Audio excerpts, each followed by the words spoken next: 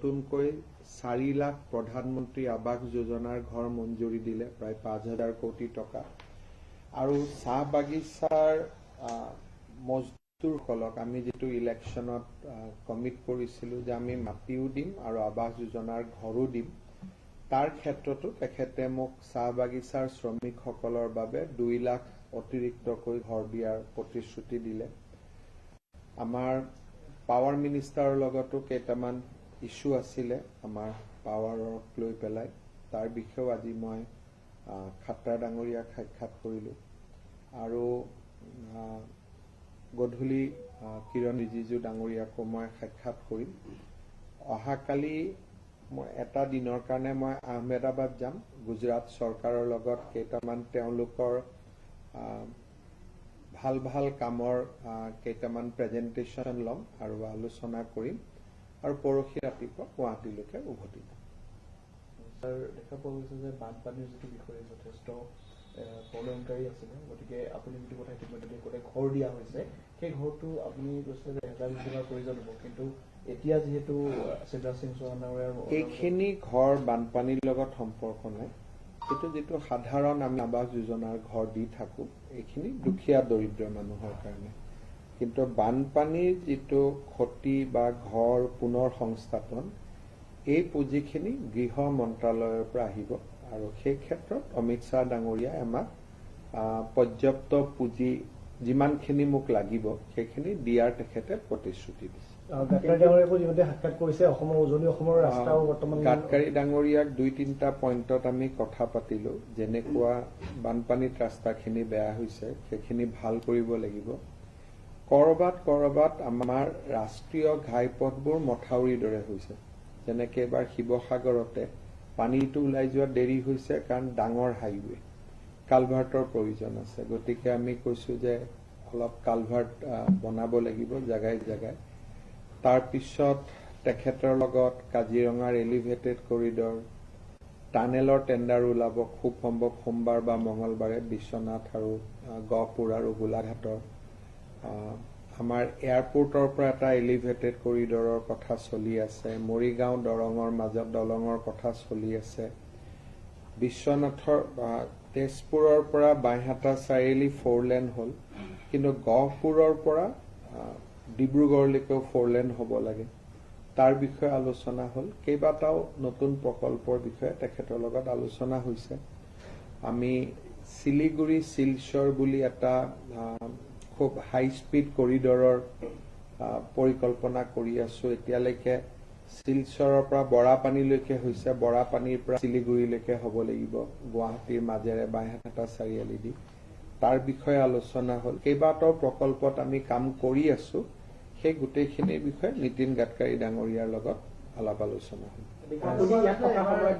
দিল্লীত থকা সময়তে অসম মেঘালয় সীমান্তত অসম মেঘালয়ৰ যিখিনি অসমৰ পৰা গেছ চালক যিসকল যায় এটা ঘটনা সংঘটিত হৈছে আৰু এইটো ৰিপিটেডলি হৈ থকা দেখা গৈছে কনৰাড চাংমাৰ লগত মই ফোনত কথা পাতিছো আৰু অতুল বৰা ডাঙৰীয়াক আমি দায়িত্ব দিছিলো সমস্যাৰ সমাধান হৈছে কিন্তু এটা কথা আমি অস্বীকাৰ কৰিব নোৱাৰো যে মেঘালয়ত একাংশ মানুহ আছে যোনে অসমৰ পৰ্যটকসকল তালৈকে যোৱাত বহুত বেছি ভাল নাপায় আৰু পেট্ৰিচিয়া মুখিমৰ দৰে যিসকল ইণ্টেলেকচুৱেল বুলি ক'ব লাগিব যে কি অসমত মানুহে যথেষ্ট আদৰ সন্মান কৰে তেওঁলোকেই অসমৰ পৰ্যটকৰ বিৰুদ্ধে লিখালিখি কৰে আৰু বহুত ক্ষেত্ৰত মানুহক ইনচাইটো কৰে কিন্তু তাৰ বিপৰীতে আৰু এছাম মানুহ আছে যোনে অসমীয়া মানুহক ভাল পায় অসমীয়া মানুহক আদৰি লয় গতিকে এই ক্ষেত্ৰত মই ভাবো এটা ফ্ৰিকশন মেঘালয়তে 2 ধৰণৰ মানুহ আছে পেট্ৰিচিয়া মুখিমৰ কথা কলো আৰু আনফালে অসমক ভাল পোৱাও বহুত মানুহ আছে গতিকে এটা কন্ট্ৰাডিকশন আছে তাৰ কাৰণে মাজে মাজে সংঘাত চলি থাকে শ্বিলং আমাৰ অসমতে আছিল ৰাজধানী আছিল আমাৰ মানুহে শ্বিলঙত গৈ ভাল পায় কিন্তু মই ভাবো যে লাহে লাহে আমি পৰ্যটকৰ কাৰণে ডিফু হাফলং উমৰাংচু এই ধৰণৰ অসমৰ যিবিলাক বহুত ধুনীয়া জাগা এই স্থানবিলাকো আমি ডেভেলপ কৰিব লাগে আৰু আমাৰ যিসকলে পৰ্যটন খণ্ডত কাম কৰে তেওঁলোকে আমাৰ অসমৰ পৰ্যটন ক্ষেত্ৰখন আগবঢ়াই নিয়াৰ প্ৰচেষ্টা কৰিব লাগে। দিল্লীত থকা সময়ত মই উমৰাংচু আৰু মাজুলীৰ যি দুটা প্ৰস্তাৱিত এয়াৰপোৰ্ট তাৰ কাৰণে বিতং কৰি কথা পাতিছো। মই ভাবো যে মোৰ কাৰ্যকালত এই দুখন এয়াৰপোৰ্টো হৈ যাব আৰু লাহে লাহে তেতিয়া মই ভাবো যে উমৰাংচুৱে পৰ্যটনৰ দিশত শ্বিলঙক প্ৰতিযোগিতা দিব পাৰিব।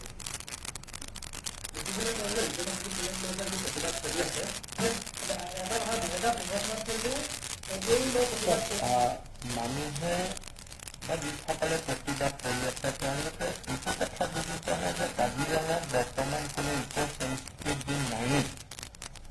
ইক' চেঞ্চিটিভ জোন বনাবৰ কাৰণে ভাৰত চৰকাৰে আমাক অনুৰোধ কৰিছে যে আপোনালোকে এটা আমাক ইক' চেঞ্চিটিভ জোন বনাই দিয়ে।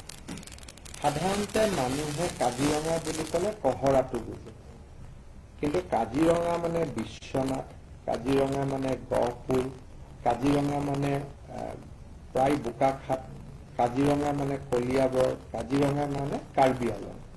চব প্ৰত্যেকটোৰ পৰা আপোনাৰ কিলোমিটাৰ বেলেগ বেলেগ হ'ব। য'ত হাতী যায় তাত 20 কিলোমিটাৰো হ'ব পাৰে। য'ত ব্ৰহ্মপুত্ৰ আছে লগত তাত অতিৰিক্তকৈ প্ৰয়োজন নাই। গতিকে এটা ইক' চেঞ্চিটিভ জোন এটা বনোৱা হয় এক্সপাৰ্ট কমিটি। এক্সপাৰ্ট কমিটিয়ে ইক' চেঞ্চিটিভ জোন বনোৱাৰ পিছত আমি তাক ভাৰত চৰকাৰক পঠাওঁ। ভাৰত চৰকাৰে দেৰাদুনৰ ৱাইল্ড লাইফ ইনষ্টিটিউটত পঠায়। তাৰ পিছত নেশ্যনেল ৱাইল্ড লাইফ বৰ্ডত বহি ভাৰতৰ বিখ্যাত প্ৰকৃতিবিদসকলে ESZ মঞ্জুৰি কৰে। অসমত 4-5টা ইক' চেঞ্চিটিভ জোন এতিয়ালৈকে হৈছে, যাৰ ভিতৰত একেবাৰে লেটেষ্ট দ্বীপৰ বিলটো হৈছে। গতিকে ইয়াতে ইক' চেঞ্চিটিভ জোন কমাই দিব। ইক' চেঞ্চিটিভ জোন বৰ্তমান নায়েই কাজিৰঙা। গতিকে যিবিলাক মানুহে তথ্য নাজানে অলাগতিয়াল বিতৰ্ক কৰে আৰু অলাগতিয়াল বিতৰ্ক কৰি বিষয়বিলাক সাধাৰণ মানুহবিলাকক তেওঁলোকে ভয়াত্মক কৰি তোলে। এইবিলাক যেতিয়া পাজৰৰ মানুহবিলাকে ভয় খায় যে 10 কিলোমিটাৰ হ'ব, আমাৰ কি হ'ব। গতিকে মই ভাবো যে বিষয়টোৰ ওপৰত নজনাকৈ যেতিয়া মই কিবা এটা কথা কৈছো যে আমি ইয়াত ইক' চেঞ্চিটিভ জোন বনাম, মই ক'ত কৈছো বোকাখাটত। কাৰণ বোকাখাটৰ ফালে 1 কিলোমিটাৰতকৈ বেছি নালাগে, তাত নগৰ হৈ গ'ল। কিন্তু যদি কাৰ্বি আংলঙৰ ফালে চাই তাত যিহেতু হাতী যায় তাত 10 কিলোমিটাৰ লাগিব পাৰে। মোৰ উত্তৰটো আছিল বোকাখাটত যে ESZ হলে আপোনালোকৰ 1 কিলোমিটাৰ, কাৰণ বোকাখাটৰ ফালেতো আপুনি ESZ বনাব নোৱাৰে। গতিকে কিবা এটা কথা ক'লেই মানুহে হিমন্ত বিশ্ব শৰ্মাই কৈছে লগে লগে ৰিয়েকশ্যন দি দিওঁ। এই যিটো প্ৰৱণতা, এই প্ৰৱণতাটোৱে তেওঁলোকক বেছিকৈ ক্ষতি কৰে লাষ্টত। এটা মানুহৰ মিছামিছি খং উঠাই লৈছে।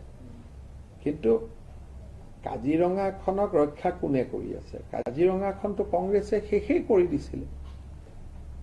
য'ত গড়েই থাকিব দিয়া নাছিলে, গড় নোহোৱাকৈ কাজিৰঙা থাকিব পাৰে নেকি? আজি গৌৰৱ গগৈয়ে মনত ভাবিব লাগে যে তেওঁৰ যদি দেউতাক আৰু 5 বছৰ মুখ্যমন্ত্ৰী হৈ থাকিলেহেঁতেন অসমত এটাও গড় নাথাকিলেহেঁতেন। আৰু গড় নাথাকিলে কাজিৰঙাত ইক' চেঞ্চিটিভ জোনৰ প্ৰয়োজনীয়তা ক'ত আছিলে? ইক' চেঞ্চিটিভ জোন কিয় লাগে? গড়টিৰ কাৰণেহে লাগে। গড় আৰু হাতীয়ে যদি নাথাকে ইক' চেঞ্চিটিভ জোন ক'ৰ পৰা থাকিব? গতিকে মই ভাবো যে কংগ্ৰেছে ৰাইজক ক্ষমা খোজা প্ৰয়োজন যে আমি কাজিৰঙা ৰক্ষা কৰিব পৰা নাছিলো। বিজেপিয়ে আজি কাজিৰঙাখন ৰক্ষা কৰিছে। আৰু ESZ যেতিয়া আমি নটিফাই কৰিম, তাত ড্ৰাফট নটিফিকেশ্যন ওলাব, মানুহে প্ৰতিবাদ কৰিব পাৰিব, মানুহে কমপ্লেইন দিব পাৰিব। তাৰ এটা সম্পূৰ্ণ প্ৰক্ৰিয়া আছে। ESZ এটা মুখ্যমন্ত্ৰীয়ে বনাব নোৱাৰে নহয়, তাত বনাব, ড্ৰাফট ওলাব, ক্লেইমছ অবজেকশ্যন হ'ব, প্ৰায় 60 ডেইজৰ ক্লেইমছ এণ্ড অবজেকশ্যন হয়। গতিকে একো নজনাকৈ বা নুবুজাকৈ যেতিয়া মানুহে এনেকুৱা কথা কৈ থাকে তেতিয়া মই ভাবো মানুহৰ নিজৰে গুৰুত্ব নিজে নিজে কমি যায়। দেখা গৈছে বীৰ লাচিত ফুকনৰ এজন যুৱকৰ শিৱসাগৰত মৃত্যুক লৈ পেলাই এটা ৰহস্যজনক বুলি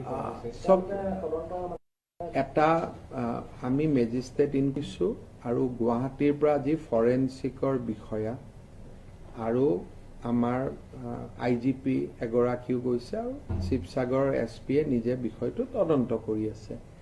গতিকে পুলিচৰ তদন্তৰ সময়ত মই একো ক'ব খোজা নাই, কিন্তু আমি নিশ্চিতভাৱে তদন্ত কৰিম আৰু যদি হত্যা হয় স্বাভাৱিকভাৱে একশ্যন হ'ব। গতিকে কিন্তু এই মুহূৰ্তত ঘটনাটো কি বুলি ক'লে মোৰ ক'ব দিগদাৰ, SPয়ে বিষয়টোৰ সম্পৰ্কত বেছি ভালকৈ ক'ব পাৰিব। বানপানীক লৈ এটা প্ৰশ্ন, যিহেতু এইবাৰ বানপানীটো অসমৰ পৰা আনএক্সপেক্টেড আছিলে, কাৰণ আগতে এনেকুৱা বানপানী হোৱা নাছিলে, গতিকে টেকনিকেলি চোৱা হৈছে নেকি যে কিহৰ কাৰণে হৈছে? কাৰণ বহুতে বিভিন্ন ধৰণৰ প্ৰশ্ন কৰিছে। অসমত বানপানী সদায় হয়, এইবাৰ আৰু বানপানী হোৱাৰ পিছত তাৰ ওপৰত এতিয়া নেপালত আজি বানপানী হৈছে, এতিয়া এইটোতো ক্ৰিমিনেল একশ্যন নহয় যে তাত এটা CBI ইনকুৱাৰী হ'ব। গতিকে সাধাৰণভাৱে আমাৰ যিসকল পণ্ডিত তেওঁলোকে কৈছে যে ম্যানমাৰ, নাগালেণ্ড আৰু অসমত একেলগে বৰষুণ দিছিলে আৰু তাৰ কাৰণে বান পৰিস্থিতি সৃষ্টি হৈছিলে। সেইটো হ'ল তাৎক্ষণিক এটা প্ৰতিক্ৰিয়া বা তাৎক্ষণিক এটা বৌদ্ধিক অভিব্যক্তি। এতিয়া আমাৰ ইউনিভাৰ্চিটি ল'ৰা ছোৱালীবিলাকে বা আমাৰ পণ্ডিতসকলে বা প্ৰফেচাৰসকলে বা যিসকল জিঅ'লজিষ্ট বা যিসকলে বতৰ বিজ্ঞানৰ, তেওঁলোকে এতিয়া ষ্টাডি কৰিব আৰু তেওঁলোকে চৰকাৰক ক'ব যে বানপানীটো কিয় হৈছে। এতিয়া আমি ৰাজনীতি কৰা মানুহবিলাকে যদি ক'ব যাওঁ বানপানী কিয় হৈছে, পঢ়ি থৈছো পলিটিকেল চায়েন্স, আৰু আমি ক'ম বানপানী কিয় হৈছে, দুটাটো নিমিলিব। গতিকে তাৎক্ষণিক যিখিনি আমাক প্ৰতিবেদন দিছে যে মেট্ৰলজিকেল বা যিটো ইয়াৰ লগত জড়িত বতৰ বিজ্ঞান, তেওঁলোকে কৈছে যে ম্যানমাৰ, নাগালেণ্ড আৰু অসমত একেলগে পানী হোৱাৰ কাৰণে দিখৌ নদী উফন্দিলে, ভাঙিলে। এইটো হ'ল তাৎক্ষণিক এটা ৰিয়েকশ্যন। কিন্তু তাৎক্ষণিক ঘটনাটোৰ পিছফালে আৰু কিবা আছে নেকি, এইটো কোনে জানিব? এইটো জানিব যিসকলে এই বিষয়ত অধ্যয়ন কৰে, চৰ্চা কৰে। গতিকে বানপানী হোৱাৰ পিছত এতিয়া একাডেমিচিয়ানসকলে তাত যাব, চাব, তেওঁলোকে এটা চাইণ্টিফিক প্ৰতিবেদন দিব যে এইটো কাৰণে বানপানীটো হৈছিল, আপোনালোকে ইয়াৰ ভৱিষ্যতে এইখিনি কাম আপোনালোকে কৰক যাতে আৰু বানপানী নহয়। এইটো এটা প্ৰক্ৰিয়া। এই প্ৰক্ৰিয়াটো যেতিয়ালৈকে সম্পূৰ্ণ নহয় তেতিয়ালৈকে ইয়াৰ একেবাৰে একাডেমিক যিটো একেবাৰে তথ্যপূৰ্ণ যে কিয় বানপানী হৈছে এইটো ক'বৰ কাৰণে দিগদাৰ। কিন্তু প্ৰাৰম্ভিক হিচাপত আমি ক'ব পাৰো যে প্ৰায় 500% বেছি ম্যানমাৰ, নাগালেণ্ড, অসমত সিদিনাখন বৰষুণ হৈছিল। এইটো হ'ল এটা ইমিডিয়েট ইনফৰমেশ্যন। এতিয়া এই বানপানীৰ যিটো ৰিহেবিলিটেশ্যন প্ৰচেছ, সেই প্ৰচেছটো কেতিয়া ভালকৈ আমাৰ শিক্ষকসকলে, শিৱসাগৰ, চৰাইদেউৰ শিক্ষকসকলে এটা চেনচাছ কৰি আছে। এতিয়ালৈকে 48,000 মানুহক তেওঁলোকে পৰিয়ালৰ ঘৰত গ'ল চেনচাছ কৰি আছে।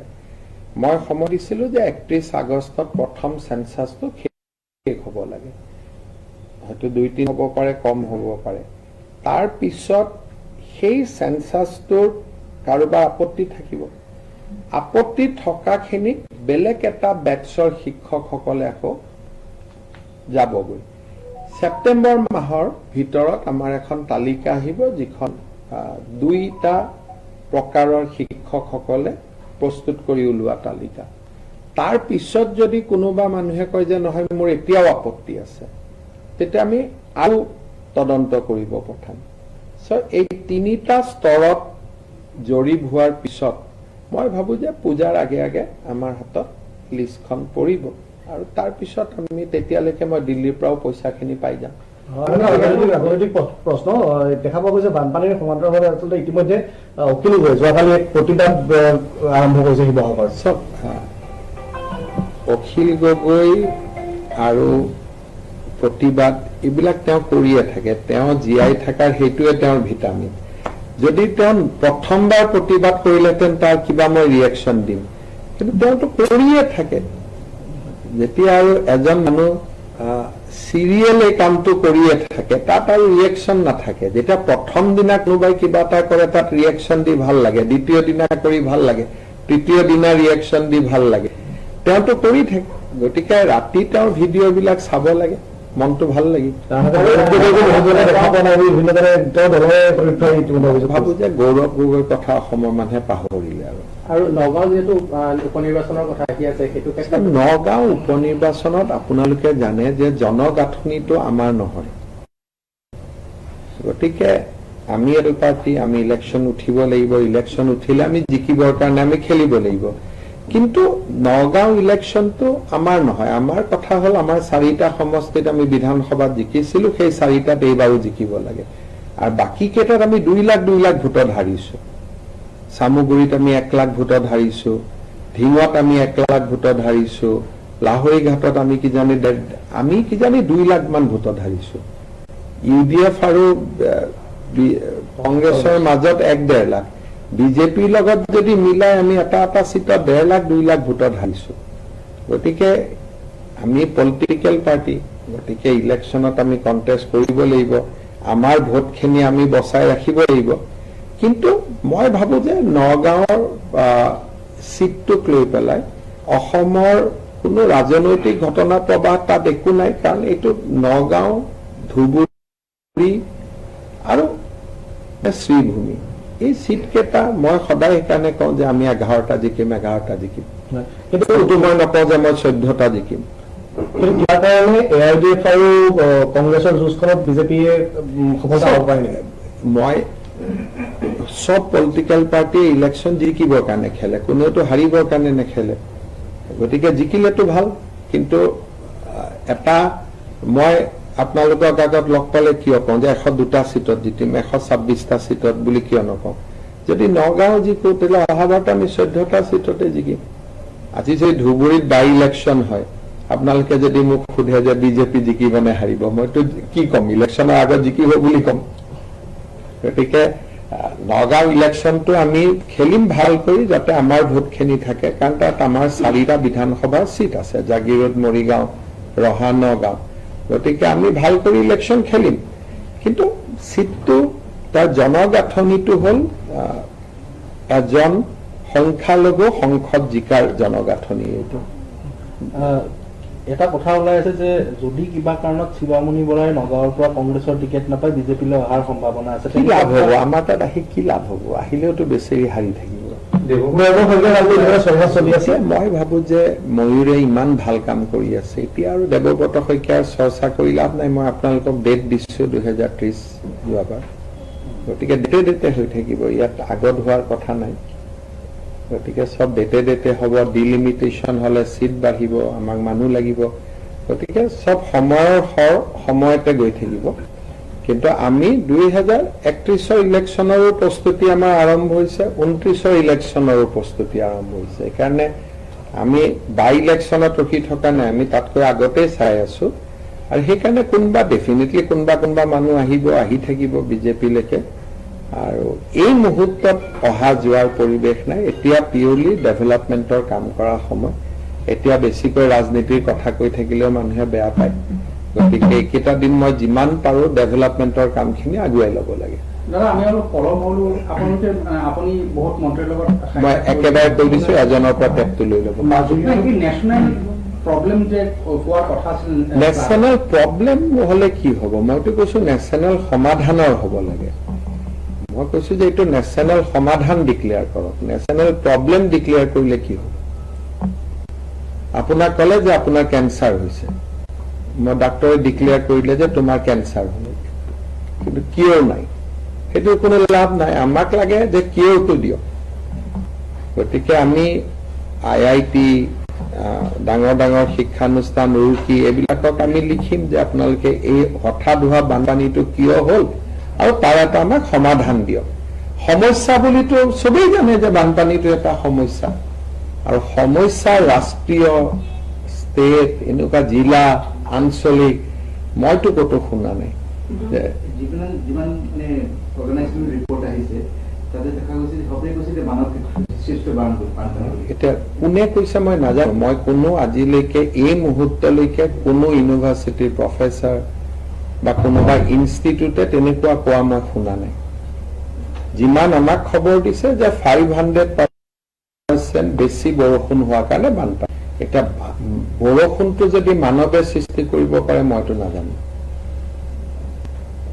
নাগালেণ্ড, মায়ানমাৰ, শিৱসাগৰত একেলগে ভীষণ বৰষুণ, আৰু এতিয়া যোন মানুহে সৃষ্টি কৰিব পাৰিছে তাকতো প্ৰণাম কৰিব লাগিব যে এনেকুৱা মানুহ ক'ত পালে। এইটোতো নাই, আমাৰ ইমান ঋষি মুনিসকলেও ইমান দাবী কৰা নাছিল যে ইমান বৰষুণ মই আনি দিছো বুলি। আজি আমাৰতো দিল্লীততো প্লেন উৰাই বৰষুণ আনিবৰ কাৰণে চেষ্টা কৰিছে, অহা নাই। গতিকে এইটো কেনেকে হ'ব পাৰে মানৱ সৃষ্ট? ৰিপৰ্ট এনেকুৱা আহিছে, মইতো ৰিপৰ্টৰ নাম কওক, মই সুধিম তেওঁলোকক। Climate change activities, then WWE আৰু আসাম ইউনিভাৰ্চিটি। এইবিলাকতো মইতো নাভাবো, আসাম ইউনিভাৰ্চিটিৰ কোনোতো তাত যোৱাই নাই। এইটোতো ৰিপৰ্ট তিনিটা, প্ৰথম কথা চৰকাৰক কোনেও ৰিপৰ্ট দিয়া নাই, আৰু তেনেকে যদি কোনোবাই ক'ব পাৰে যে মানুহে বৰষুণ আনি দিলে বুলি, তেতিয়াহ'লে তেওঁলোকক সন্মান দিব লাগিব। গতিকে এনেকুৱাতো মইতো ভাবা নাই যে এনেকুৱা কোনোবাই ৰিপৰ্ট দিব, আৰু এনেকুৱা ৰিপৰ্টৰ যদি ক'ৰবাৰ কথা ওলাইছেও এইবোৰ ইনষ্টাগ্ৰাম বা ফেচবুকত হয়তো আপুনি পঢ়িছে, দাদা আৰু এটা কথা, কাৰণ আপোনাৰ লগততো কপি নাই ৰিপৰ্ট। সেইকাৰণে ডেফিনেটলি এইটো আমি যে ৰিলত পঢ়ো, এইটো ৰিলৰ বস্তু হ'ব। অসমক ড্ৰাগছ মুক্ত কৰাৰ কাৰণে যোৱা 100 দিনত কিমান মানে আমি কেইদিনমান আগতে আপোনালোকক ডিটেইলছ তথ্য দিছোৱেই, আৰু যোৱা 1 মাহত যথেষ্ট ড্ৰাগ ধৰিছে। বিশেষকৈ গুৱাহাটীতে আমি এটা কনচাইনমেণ্ট ধৰিছো প্ৰায় 80 কোটি টকাৰ, যিটো পাঞ্জাৱত যোৱাৰ কাৰণে ৰেডি হৈ আছিল, পাঞ্জাৱত যোৱাৰ কাৰণে। গতিকে যোৱা মোৰ সদায় মই টুইটত দিয়ে থাকো, প্ৰতিদিনে আমি ড্ৰাগছ ধৰি আছো, কিন্তু এইটো বহুত ডাঙৰ এটা মিনাঞ্জ হয়। কাৰণ মই সিদিনাখন গুৱাহাটীতো কৈ আছিলো, 10 জনে মিলি ইমান পকেটত লৈ ললেই 10 কোটি টকা ওলাই গ'ল। গতিকে এইটো এটা বহুত ডাঙৰ মিনাঞ্জ এটা, কিন্তু যথেষ্ট প্ৰচেষ্টা চলি আছে যাতে আমি এই ৰাস্তাটো বন্ধ কৰিব পাৰো। কিন্তু এটা আমালৈকে বেয়া খবৰ আছে, ইমান দিন মৰেদি ড্ৰাগছ আহি আছিলে, এতিয়া নতুনকৈ চাংলাং, মায়ানমাৰৰ পৰা চাংলাঙৰ পৰা তিনচুকীয়া হৈ আৰু এটা নতুন কৰিডৰ এটা আৰম্ভ হৈছে। চাংলাং মায়ানমাৰ আৰু তিনচুকীয়া, মায়ানমাৰৰ পৰা যিটো অৰুণাচল আৰু মায়ানমাৰ সীমান্ত, আগতে ড্ৰাগছ আহিছিল মিজোৰাম, মায়ানমাৰ, মিজোৰাম, মণিপুৰ, কিন্তু মিজোৰাম, মায়ানমাৰ, মণিপুৰ, মায়ানমাৰ, কিন্তু ড্ৰাগছ অৰুণাচল মায়ানমাৰ বৰ্ডাৰ দি অহা নাছিলে। কিন্তু যোৱা কিছুদিনত আমি তিনচুকীয়াত ড্ৰাগছ ধৰিছো, আৰু